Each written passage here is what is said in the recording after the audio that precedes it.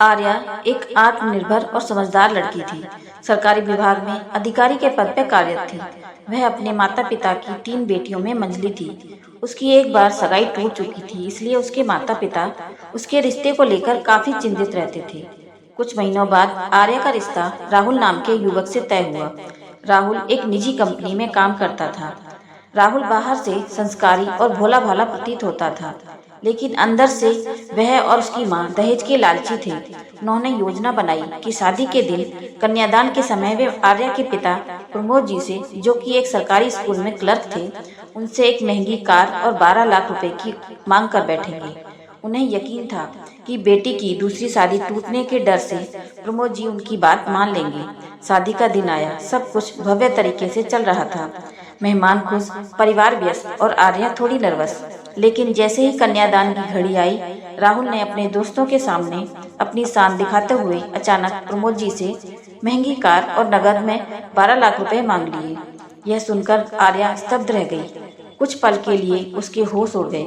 एक ओर पिता की इज्जत, दूसरी ओर दहेज का अपमान। लेकिन फिर उसने गहरी सांस ली और सजे हुए मंडप की ओर आत्मविश्वास से चल पड़ी।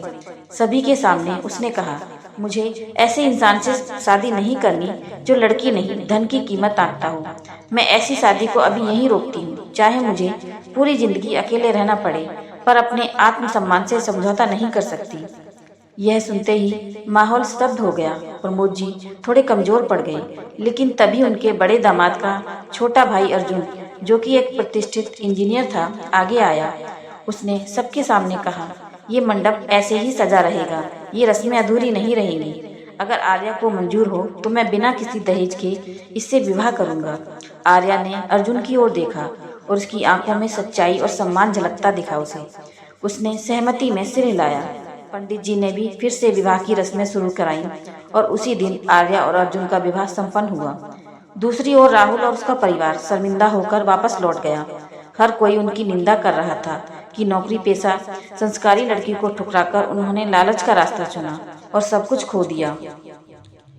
आज भी हमारे समाज में दहेज प्रथा की जड़ें इतनी गहरी हैं कि पढ़ी लिखी संस्कारी बेटियों को भी केवल इसलिए ठुकरा दिया जाता है क्योंकि उनके माता पिता धन की मांग को पूरी नहीं कर पाते।